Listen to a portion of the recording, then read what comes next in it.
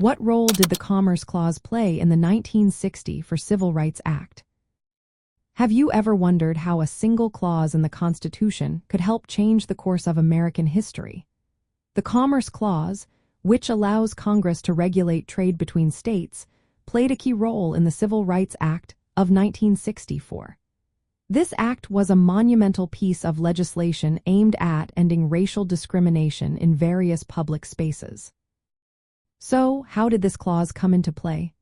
Congress used the Commerce Clause to justify banning racial discrimination in places like hotels, motels, and restaurants. These establishments often served travelers who crossed state lines or dealt with goods that moved between states. By linking discrimination to interstate commerce, Congress was able to take a stand against unfair treatment based on race or color. The Supreme Court supported this approach in important cases, such as Heart of Atlanta Motel versus United States. The court ruled that Congress had the authority to prohibit racial discrimination in a motel that served interstate travelers.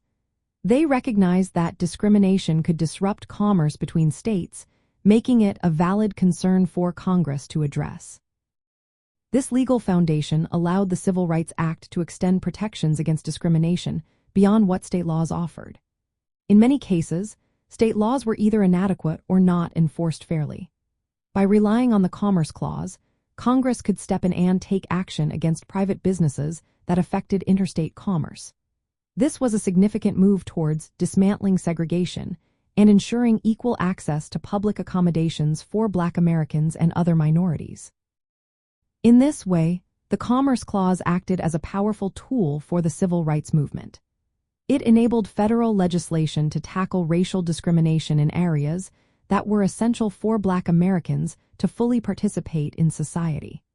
The focus shifted from state-level issues to a national concern, reinforcing the efforts of Black American activists and leaders during the civil rights movement. The impact of the Commerce Clause on the Civil Rights Act of 1960 was profound. It not only helped to confront racial discrimination, but also transformed the legal landscape for civil rights in America.